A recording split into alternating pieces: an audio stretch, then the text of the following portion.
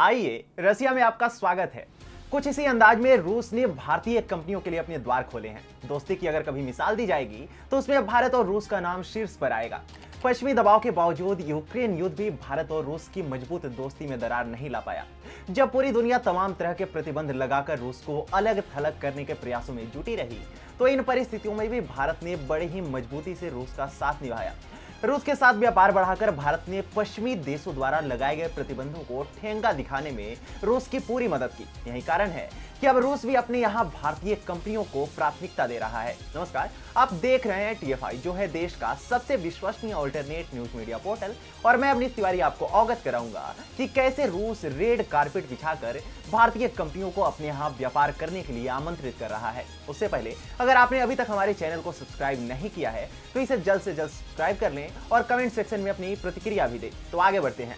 दरअसल यूक्रेन के विरुद्ध युद्ध छिड़ते ही पूरी दुनिया रूस के पीछे पड़ गई। अमेरिका समेत पश्चिमी देशों ने तमाम तरह के प्रतिबंध थोपकर रूस को युद्ध से कदम पीछे खींचने पर मजबूर करने का प्रयास किया। इसके साथ ही यूरोप और अमेरिका समेत कई देशों की बड़ी बड़ी कंपनियां रूस से कारोबार से दूरी बनाने लगी। कई कंपनियां तो रूस से अपना कारोबार ही समेटकर बाहर निकल आई। मशहूर कॉफी ब्रांड स्टारबक्स ने रूस से टाटा बाय कर दिया। इस कंपनी ने अपने 130 स्टोर्स को बंद करने का फैसला लिया था। इसके अलावा मैकडोनाल्ड ने भी रूस से अपना कामकाज समेट लिया। इस सूची में Infosys, adobe, Intel, Microsoft, Apple, Amazon, Netflix जैसी कंपनियां भी शामिल रहीं, जिन्होंने युद्ध के दौरान रूस से कारोबार करने में कदम पीछे खींच लिए।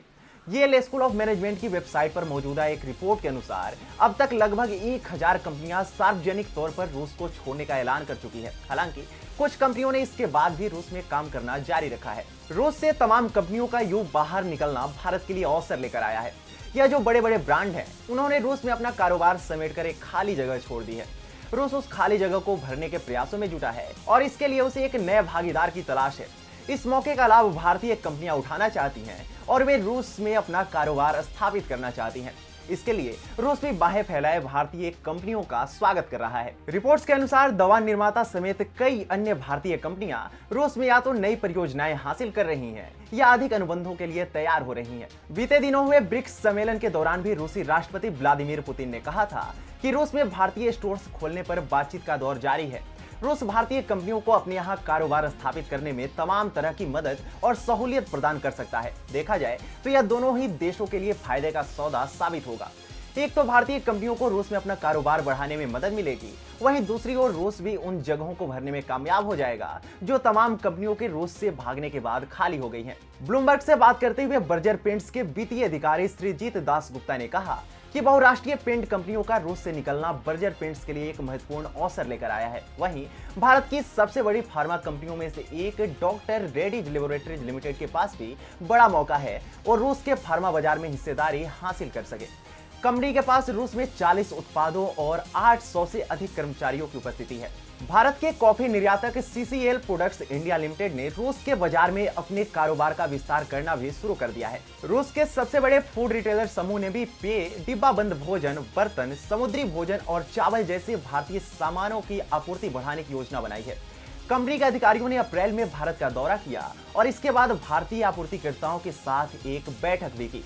ध्यान देने वाली बात है कि नाटो में शामिल होने की राष्ट्रपति जेलेंस्की की जीत के कारण रूस ने यूक्रेन के खिलाफ युद्ध छेड़ा था। जंग को लेकर अधिकतर देश रूस के विरोध में ही खड़े नजर आए, परंतु भारत युद्ध को लेकर न तो किसी के पक्ष में खड़ा हुआ और न ही किसी के विरुद्ध गया। युद्ध को लेकर शुरू से ही भारत ने अपना यह स्टैंड दुनिया को क्लियर कर दिया था। इसके बावजूद अमेरिका, जिसकी आदत है तमाम देशों पर अपनी दबाव बनाने की, वह इन प्रयासों में जुटा रहा कि भारत किसी भी तरह रूस के विरुद्ध चला जाए, परंतु अमेरिका की इस दबाव नीति का भारत पर जरा भी असर नहीं हुआ। भारत ने अपने हितों को सबसे ऊपर रखा और जंग के दौरान भी न केवल रूस के साथ अपना व्यापार कायम रखा, बल्कि दोनों देशों के बीच बिजनेस का ग्राफ और बढ़ा भी। सस्ते दामों पर भारत ने भारी मात्रा में रूस से कच्चा तेल खरीदा। इसके अलावा अन्य सामानों को लेकर भी दोनों देशों के बीच व्यापार जारी रहा। इस तरह से कहा जा सकता है कि भारत ने अपने हितों का ध्यान रखते हुए युद्ध को लेकर अपना स्टैंड बनाया, न कि किसी की बातों या दबाव में आकर, और यही भारत के लिए सर्वश्रेष्ठ भी साबित हुआ। इस दौरान भारत का रूस के साथ व्यापार भी खूब फला फूला। अब भारतीय कंपनियों के लिए रूस में कारोबार करने का विस्तार करने के अवसर खुल रहे हैं। रूसी राष्ट्रपति पुतिन रेड कारपेट बिछाकर भारत को अपने यहाँ कारोबार करने के लिए आमंत्रित कर रहे हैं।